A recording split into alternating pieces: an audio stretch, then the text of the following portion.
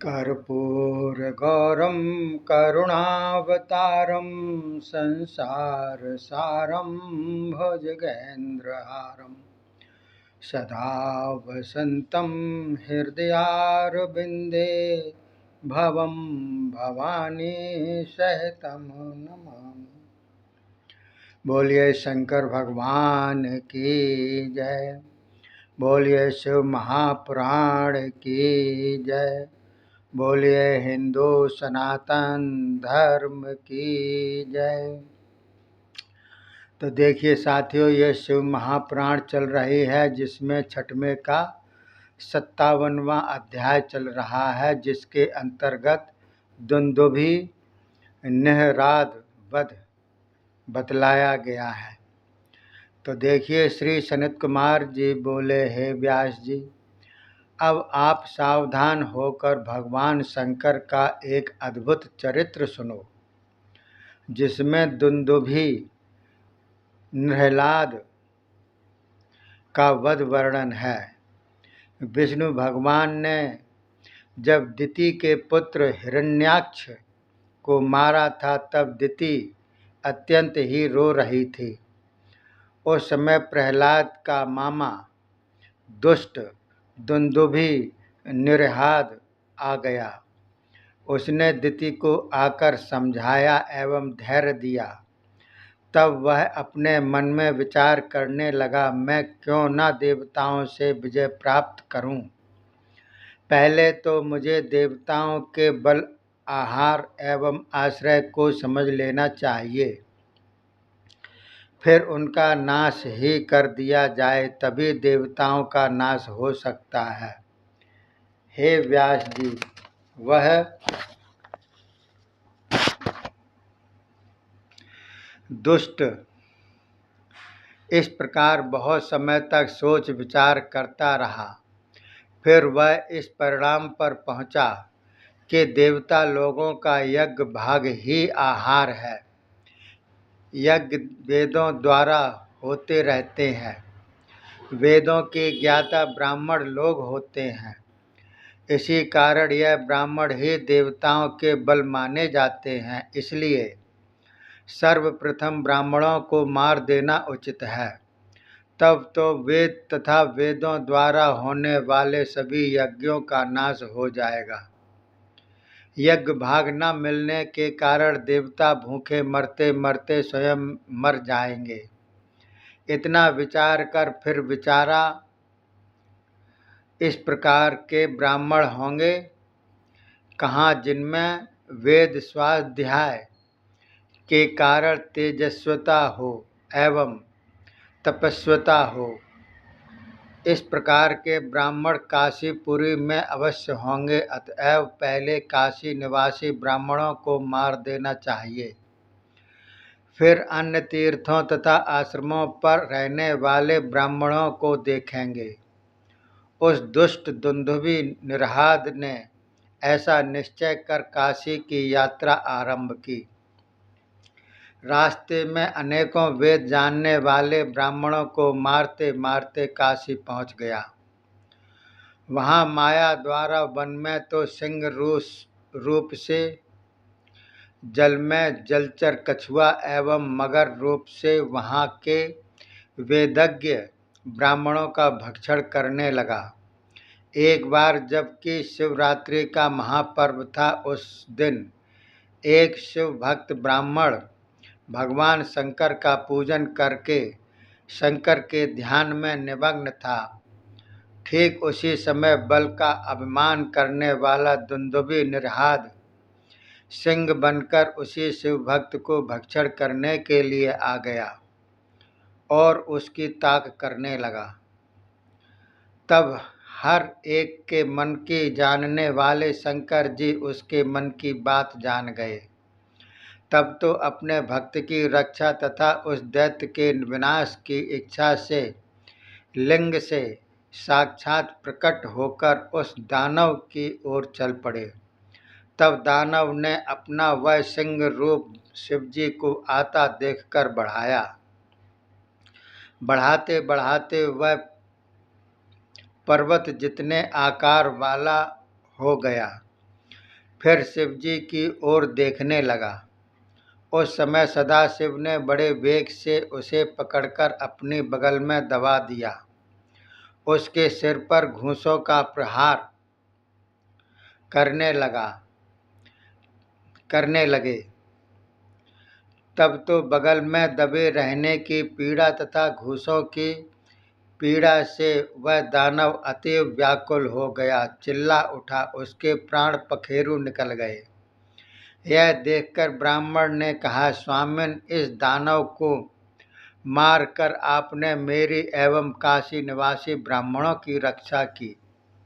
अब आप कृपा करें, इसी स्वरूप से यहाँ निवास करके व्याघ्रेश नाम से प्रसिद्ध हो रहे, सदा हमारी रक्षा करते रहें। इतनी सुनकर शिव बोले, ब्राह्मण देवताओं, जो भी मुझे पूर्ण श्रद्धा द्वारा इसी रूप से देखेंगे, उन्हें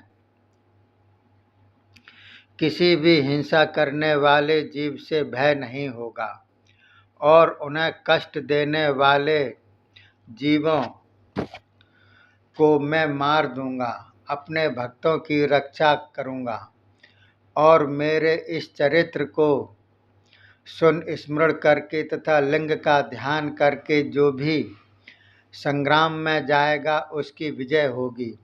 श्री सनत कुमार जी बोले, व्यास जी, इस प्रकार भगवान शिव अभी ब्राह्मण से कह ही रहे थे, तब जय जयकार करते हुए देवतागण वहां आकर उपस्थित हुए और आपको प्रणाम करके स्तुति करने लगे।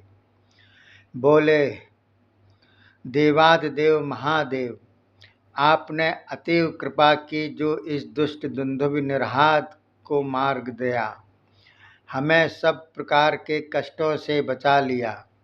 आप सदा हमें इसी प्रकार के कष्टों से बचाते रहें, यही हमारा निवेदन है। इस प्रकार स्तुति करके भगवान शंकर को प्रणाम किया। सदाशिव ने उत्तर में तथास्तु कहकर उन देवताओं को प्रसन्न कर दिया। फिर उसी लिंग में ही अंतर्ध्यान हो गए। तब तो सारे देवता आश्चर्यचकित होकर अपने अपने लोकों में चले गए और वह ब्राह्मण भी प्रसन्नता पूर्वक अपने घर लौट आया। हे व्यास जी, इस व्याघ्रेश्वर चरित्र को पढ़ने, सुनने, सुनाने से मनुष्य को दुर्लभ फल मिलता है। इस लोक के अनंत सुख भोग कर अंत में परम पद पाता है। इस लीला रूपी अमृत के पान करने से स्वर्ग, आयु, पुत्र, पौत्रादिकों की वृद्धि होती है। बोलिए शंकर भगवान की जय। अब ये 58वां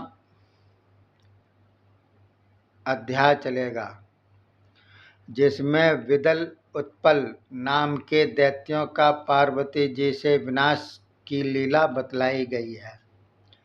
श्री सनत कुमार जी बोले, हे श्री वेद व्यास जी, अब मैं आपको विदल एवं उत्पल नामधारी दैत्यों के नाश की कथा सुनाने लगा हूँ, जिनका विनाश श्री पार्वती जी ने श्री शंकर जी की कृपा द्वारा किया। सुनिए, विदल तथा उत्पल नाम के दो दैत्य हो गुजरे हैं। उन्होंने